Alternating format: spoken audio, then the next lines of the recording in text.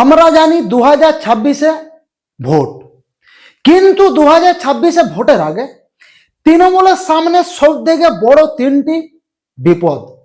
এই তিনটি বিপদ অতিক্রম করতে পারবে কি মাননীয় মুখ্যমন্ত্রী মমতা বন্দ্যোপাধ্যায় এবং অভিষেক বন্দ্যোপাধ্যায়? তো বন্ধুরা, তিনটি বড় বড় কি বিপদ আমি আজকের ভিডিওতে বিশ্লেষণ করব। তার আগে বলি, নমস্কার, আমি মানু, আপনাদেরকে অনেক অনেক স্বাগত, শুভেচ্ছা ও ভালোবাসা জানাচ্ছি আমাদের এই ছোট্ট ইউটিউব চ্যানেল মানু পাত্র দে। বন্ধুরা, এসআইআর শুরু হওয়ার পর থেকে একের পর এক আন্দোলন চালিয়েছিল আমাদের পশ্চিমবঙ্গে এই যে টিএমসি দল, যাতে এসআইআরটাকে আটকানো যায়। কিন্তু এসআইআর শুরু হওয়ার পর শুভেন্দু অধিকারী, বিজেপি দলনেতা, তিনি কি বলেছিল আমাদের সকলেরই মনে আছে, যদি এসআইআর হয় আমাদের পশ্চিমবঙ্গে মিনিমাম 1 থেকে 1.5 কোটি ভোটার বাদ যাবে। রাজনৈতিক বিশেষজ্ঞদের মতে যেটা শোনা যাচ্ছে, ম্যাক্সিমাম 55 লক্ষ ভোটার এর মধ্যে বাদ পড়ে গেছে। এসআইআর এর খসড়া তালিকা এখনো বের হয়নি।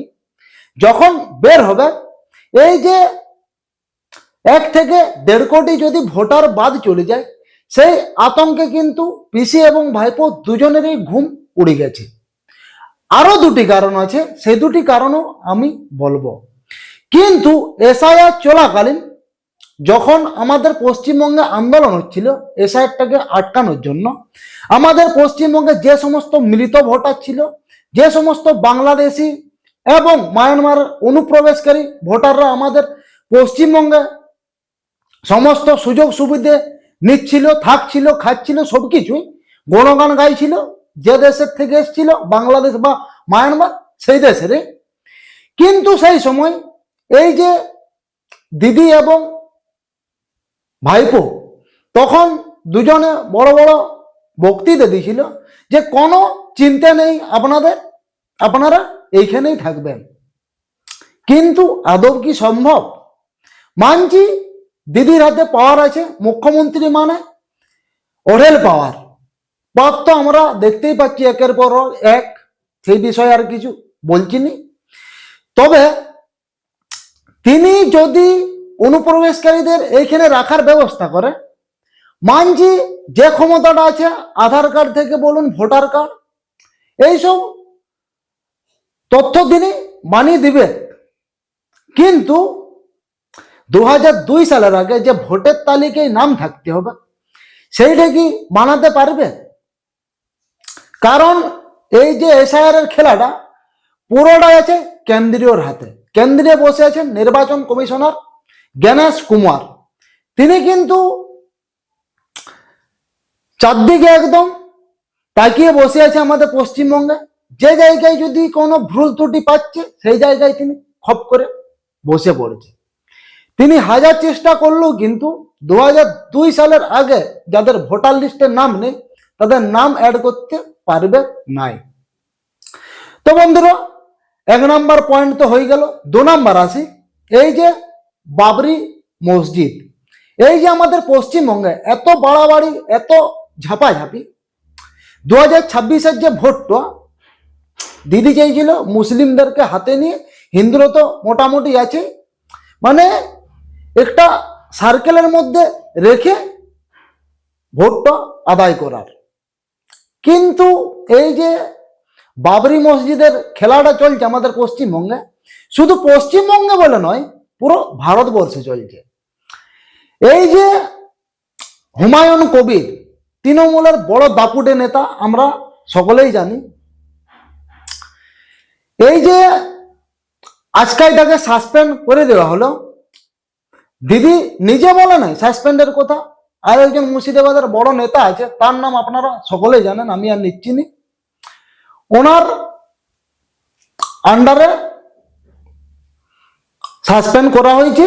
এবং হুমায়ুন কবি এই যে সাসপেন্ড হলো, শুধু ফার্স্ট বার নয়, এইটা নিয়ে 3 বার। মানে এই টিএমসি রাজনৈতিক যে দলটা আছে, মানে রাজনৈতিক যে নেতাগুলো, সেই দক্ষিণ আর পশ্চিমের বাতাসের মতো। একটা প্লাস্টিক কখনো পশ্চিমের থেকে বাতাস বইলে দক্ষিণে যাচ্ছে, দক্ষিণের দিক থেকে বাতাস বইলে পশ্চিমে আসছে, সেই রকম একটা ব্যাপার। কখন থেকে ঢুকছে বেরোচ্ছে, আবার ঢুকছে বেরোচ্ছে, বলা মুশকিল। কিন্তু তিনি যে বাবরি মসজিদের পরিকল্পনাটা করেছে মুর্শিদাবাদে বানাবো, এই যে বাবরি মসজিদটা ভাঙা হয়েছিল 1952 সালে। এখন যেখানে অযোধ্যা মন্দিরটা তৈরি হয়েছে, যে সময় ভাঙা হয়েছিল সেই সময় ছিল কংগ্রেসের আমল। আগে দিদি কংগ্রেসেই করতো, তারপর টিএমসিতে এসছে। মানে এই যে টিএমসি দলটা তিনি নাকি বানিয়েছে, যেটা আমরা সকলে জানি। তবে কংগ্রেস যখন 1952 সালে বাবরি মসজিদ ভেঙেছিল, সেই সময় যদি চাইতো রাম মন্দিরটা বানানো, তাহলে এত খসলায় থাকতো না। ইতিহাসের পাতায় যতটুকু লেখা থাকতো সেইটুকুই জানতো। কিন্তু 2018 সালে নতুনভাবে অযোধ্যা মন্দির হলো ওই জায়গায়। কিন্তু এই যে বাবর, মোগল সম্রাট বাবর বলুন, আকবর বলুন, ঔরঙ্গজেব বলুন, যারা ইতিহাস কিন্তু পড়েছে ওনাদের ব্যাপারে জানে কেমন মানুষ ছিল। ভাইকে মেরে, কাকাকে মেরে, দাদাকে মেরে রাজা হয়েছে। হিন্দুদের উপর মানে যেভাবে অত্যাচার, নারীদের উপর যেভাবে অত্যাচার, মানে বলা মুশকিল খুবই। যাদের জ্ঞান আছে এই বিষয়ে সকলেই জানে। কিন্তু এই বাবরি মসজিদটাকে নিয়ে আমাদের পশ্চিমবঙ্গে এবং ভারতবর্ষে যদি 30% মুসলিম থাকে, মিনিমাম 10% মুসলিম ভাইরে বলছে বাবরি মসজিদটা অ্যাকচুয়ালি বানানো উচিত নয়। মসজিদ হোক, আমাদের পশ্চিমবঙ্গ বলুন, ভারতবর্ষ বলুন, একটা সেকুলার কান্ট্রি, সব ধর্মের মানুষ বসবাস করে।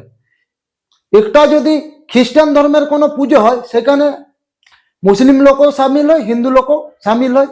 হিন্দুদের যদি কোনো পুজো হয়, সেখানে মুসলিম লোকও সামিল হয়, খ্রিস্টান লোকও সামিল হয়। এবং মুসলিমদের কোনো যদি অনুষ্ঠান হয়, সেখানে হিন্দু লোকও সামিল হয়, খ্রিস্টান বলুন, আরো আদার্স কাস্ট বলুন, সবকিছু সামিল হয়। সেগুলার মানে প্রতিটা অনুষ্ঠানে সব রকমই লোক মিলজুলে থাকে, এইরকম একটা কান্ট্রি।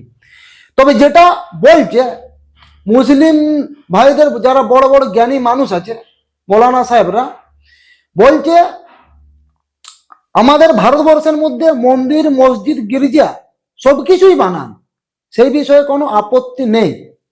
কিন্তু বাবরি মসজিদের নামে এইটা আপত্তি আছে। সেই বিষয়ে আইএসএফ এর নেতা নওশাদ সিদ্দিকী তিনিও পর্যন্ত বলছে এই যে এই বিষয়টাতে এত লড়ছে বাবরি মসজিদ নিয়ে, মুর্শিদাবাদের মানুষ কেন এই বিষয়ে আগে লড়ে নেই? একটা হসপিটাল নেই, কোনো স্কুল নেই, তাহলে মানা যেত। এই যে আইএসএফ এর নেতা নওশাদ সিদ্দিকী একজন ব্রিলিয়ান্ট মানুষ, মানে উনি যে কটা বক্তব্য রাখে, মন ছুঁয়ে যাওয়ার মতো বক্তব্য, এবং প্রতিটা স্পিচে কিন্তু যুক্তি রাখে। তিনি কোনো বক্তব্য যদি দেয়, ধর্মনিরপেক্ষভাবে দেয়নি বক্তব্য, যে একটা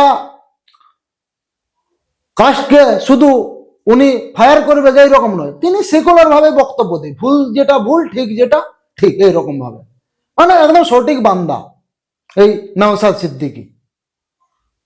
কিন্তু এই হুমায়ুন কবির মমতা ব্যানার্জিকে এত বড় চ্যালেঞ্জ দিচ্ছে যে আমি নিজের দল গঠন করব এবং বাবরি মসজিদ করে পরে দেখাবো।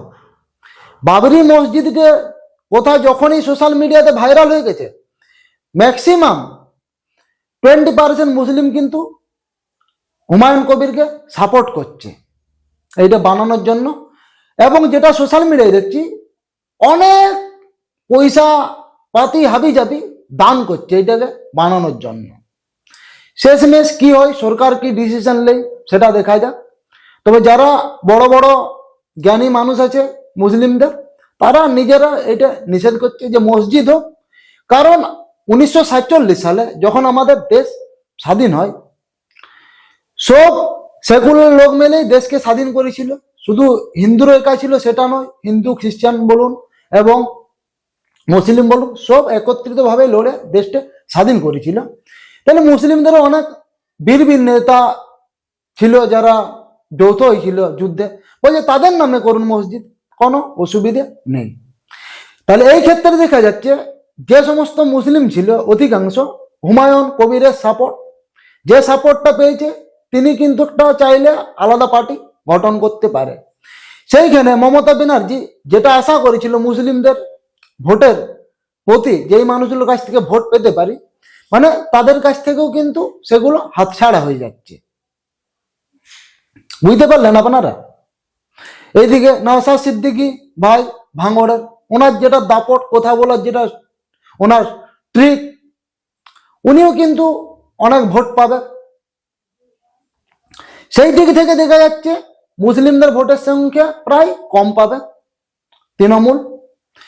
আর একটা যেটা রিসেন্ট ঘটলো কাল, 3 নম্বর যেটি ভাগেশ্বর ধাম ধীরেন্দ্র শাস্ত্রী, তিনি পারমিশন পায়নি, তিনি চাইছিল অনেকদিন ধরে পশ্চিমবঙ্গে আসবো এবং গীতা পাঠ করবো, মানুষকে সচেতন করব, যে সমস্ত সনাতন ধর্মী মানুষ আছে।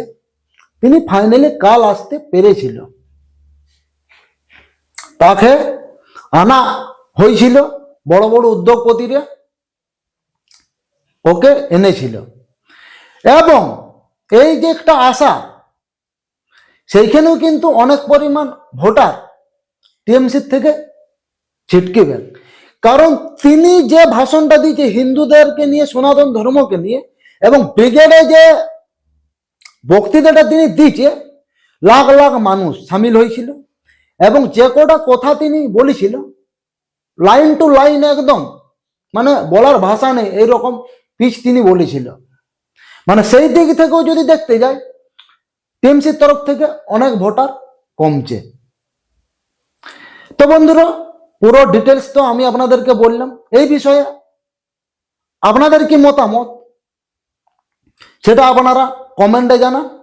এবং ভাগ্যেশ্বরী ধাম আরেকটা কথা বলল হিন্দুদেরকে সচেতন হওয়ার ব্যাপারে। তো বন্ধুরা, ভিডিওটা এখানে স্টপ করছি। ভিডিওটাকে লাইক, শেয়ার এবং কমেন্ট করুন। এই চ্যানেলে নতুন যারা ভিজিট করেছেন অবশ্যই চ্যানেলটিকে সাবস্ক্রাইব করুন।